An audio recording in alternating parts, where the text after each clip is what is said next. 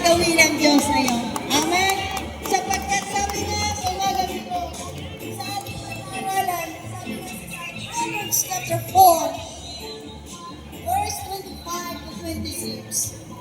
Sabi mo dito, ituon mo ang iyong paningin sa mga bagay na mabuti. Pag-isipan mong mabuti ang iyong mga gawain upang magtagumpay ka. Hallelujah! Pagpalain ang buhay at makapangyarihang salita ng Diyos. Sabi nga po doon sa ating pamagat, keep looking ahead. Sabihin mo sa katabi mo, keep looking ahead. Yan. Nakita niyo po mula doon sa dulo hanggang doon sa dulo kabuuan ng chapter road. Kung nandoon ka magsimula, doon ang destiny mo sa pinakadulo. Amen? So, ibig sabihin mga kapatid, kapag keep looking ahead, ang kinakailangan po dito, we need to spend more time. Natanawin mo kung ano yung dadaanan mo, saan yung patutunguhan mo. Tayo ba yun ang ating nasasaisipan? Pumunta po tayo dito sa Hong Kong dahil ang ating pangarap ay magkaroon ng magandang kinabukasan ang inyong mga anak. Mabago ang tas o ang pamumuhay ng iyong sambahayan. Amen, ng ating family. So pagpunta mo dito sa Hong Kong, alam mo na hindi ka amo. Pagpunta mo dito sa Hong Kong, alam mo na hindi ka senyorita. Dahil ang katulong, walang katulong. Amen? So tayo po mga kapatid, sabi nga ng ating Panginoon, ng ating Diyos, keep looking ahead. Ibig sabihin mga beloved, huwag na huwag kayong lumingon sa kaliwa o sa kanan.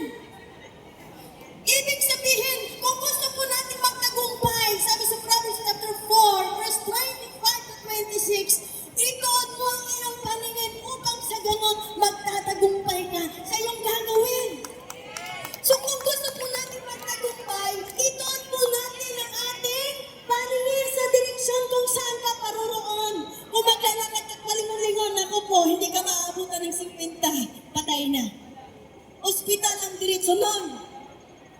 Sa madaling salita mga kapatid, pumunta po tayo dito sa Hong Kong para magtrabaho.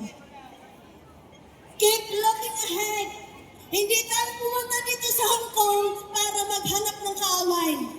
Hindi tayo pumunta dito sa Hong Kong para maging siga. Hindi tayo pumunta dito sa Hong Kong para magiging sikat. Pumunta po tayo dito sa Hong Kong para maghanap buhay. Sinugo tayo, dinala po tayo, pinagkatiwalaan po tayo ng ating mga kababayan, ng ating president. Bago ka pumunta ng Hong Kong, dadaan ka muna sa agency. Imaginin mo sa dami-daming taong nag-apply, mapalad na ikaw ang nakapasok, mapalad na ikaw nakapunta. So sa madaling salita, ang ating Pangulo, ang ating government, the Philippine government, nagtiwala sa bawat isa sa atin. They have confident na tayo pumunta ng ibang bansa. They have confident na tayo pumunta ng Hong Kong dahil nakikita nila hindi natin dudungisan ang ating bansa. Ang araw ng Sunday, araw ng para sa ikabubuti natin. First, unahin natin magpasalamat sa Diyos. Sabi nga sa Matthew 6 verse 33, seek ye first the kingdom of God and His righteousness, and all those things shall be added unto us. Kapatid, walang kahirap-hirap. Huwag mo nang pahirapan ang sarili mo. Amen. Salamat po sa Philippine Alliance. Why ginamit sila ng Diyos para sa ganun ang lahat ng organization. Thank you, Lord. Magkaroon ng alignment. Yes. Amen. So imagine mo, ilang years, ilang grupo po ang under ng Philippine Alliance. Salamat sa buhay ni Chairman Sir Dante. Kung hindi dahil sa lakas ng kanyang loob, meron kayang gawain ngayon mula umaga hanggang mamayang gabi? Kaya mga kapatid, hindi aksidente na tayo po ay dinala dito sa Hong Kong. Kinakailangan po natin unawain, bakit ka nandito sa Hong Kong? Ba't ka nandito? Pag-araw ng Sunday, bakit ka nandito? Kinakailangan po natin focus. Fokusan mo ang reason kung bakit ka nandito. Amen. Katulad po ng mga iba't ibang organization, sila po ngayon na nakapokus. Sila po ay busy-busy po doon, yung mga Miss Philippines Tourism. Busy-busy po sila doon na nagpapaganda. Dahil after natin, sila po ang susunod na magrampa. Amen. Kinakailangan po nating mag-focus. Spend more time. Ano nga ba yung goal mo? Bakit ka nandito? Ano ba talagang reason bakit ka nandito? Hindi po tayo pumunta dito para maging kabilang sa mga illegal. Amen? Hindi po tayo pumunta dito para magwala. Pumunta po tayo dito para kumita. At hindi magwawala. Amen? So napakahalaga po mga kapatid na unawain natin. No? Kapag sinabing keep looking ahead, kinakailangan yan maganda yung makikita mo. Malayo pa lamang natatanaw mo na kung ano yung mga mararanasan mo or mangyayari. Kaya sabihin mo sa sarili mo, starting today, I keep looking ahead. Starting today, keep looking ahead. Kaya sabihin mo sa katabi mo, huwag mo akong pakialaman. Amen? Focus ka lang dyan. Focus man ako. Kaya Amen. may focus na door to door. Amen? Kaya salamat din sa Focus Cardio. Amen? Kaysa po dito sa mga nakikiisa para mabuo po itong event na ito. Amen po? So kinakailangan po sabihin mo ha, focus. Keep looking ahead, kinakailangan mo ng focus because you need to spend more time. Hindi na pupunta ka doon na hindi mo tinitingnan bago pag-apak mo, matitisok ka na. Amen? Pangalawa, kapag tumatanaw ka ng malayo, yung paruroonan mo, matatanaw mo na kung ano yung pwede mo, saan ka dadaan.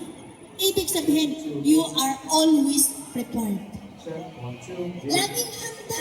Kaya pag dumating ang pagsubok, hindi ka nangangatog, hindi ka hinihimatay, hindi ka natataranta, at hindi ka rin mag-aabala sa katabi mo o sa kapwa mo. Kaya kinakailangan pag keep looking ahead, you are prepared. Ang mga OFWs na nandito sa Hong Kong, laging handa. Amen? Kaya kung ano man ang nararanasan natin dito, makikita sa atin, Pinay ako. Sabihin mo, Pinay ako. Pinay ako.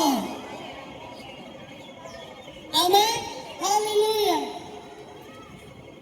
Ang advance na tayo po'y laging nakatingin sa ating hinaharap na kapukas, una, pag nakita mo na kung ano yung nasa unahan mo na mga pagsubok, makakagawa ka kaagad ng solusyon. You can devise the plan. Magagawa mo kaagad ng solusyon. Makikita mo na eh. Oops, nandyan ang kaaway ko, ligo ako. Oops, nandyan yung nagbabiral, ayaw ko dyan kasi madumisan ang pangalan ko. Oops, ayaw ko yung mga nagsakman-sakman, madadali ang isang daan ko. Amen? So kapag nakapokus pa tayo ng tingin, mapapalayo po tayo sa kapahamakan. Amen. Hindi po tayo madadala ng kung ano mga temptation na nandito sa paligid. Alam po natin mga kapatid. Amen? Kaya sabihin mo, keep looking ahead. Keep looking ahead. Pangalawa, kapag lagi kang nakatingin, ano man yung madadaanan mo, ano man na maging sitwasyon, lagi kang adjustable. Ibig sabihin, matalino ka. Amen? Bakit?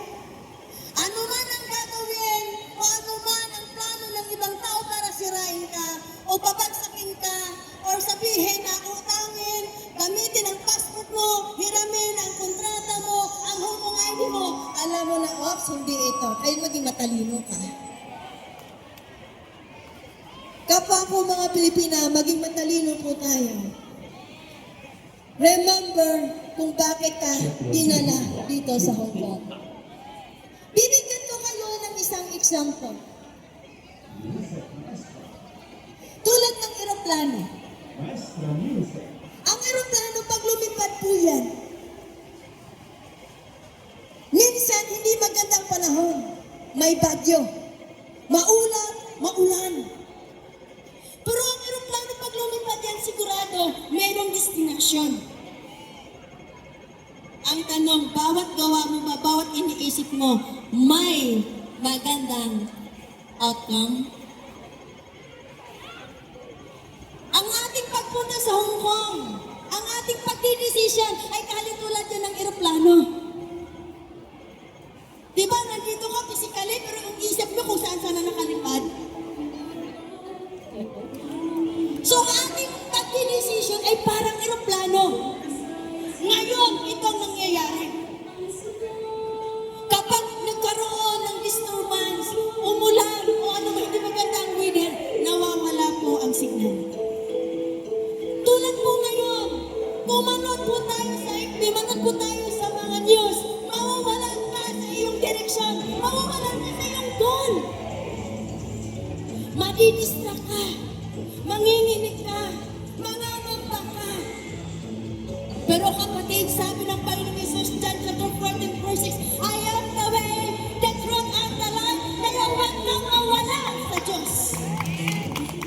Amen. Huwag mong i-disconnect ang relationship mo sa ating Panginoong Jesus dahil siya ang magtuturo because your faith, your connection to Jesus, that is your radar.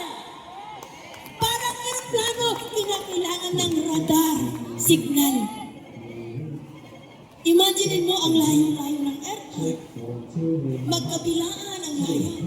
Pero bakit hindi naliligaw? Nawawala ang eroplano pag nandun sa himpapawid. Kapatid, keep looking ahead. Amen. Gaano man kataas ang pangarap mo, gaano man kalayo ang pangarap mo, nandun ka na sa ire, hindi ka mawawala dahil ang Diyos magbibigay ng signal sa iyo. Compare your faith to Jesus because Jesus is only the solution of your dreams, of your desire. Kaya sabi po, sa Proverbs chapter 4, verse 27, huwag kang lumingon sa kaliwa, huwag kang lumingon sa kanan, kundi focus ka lang para hindi ka magkasala.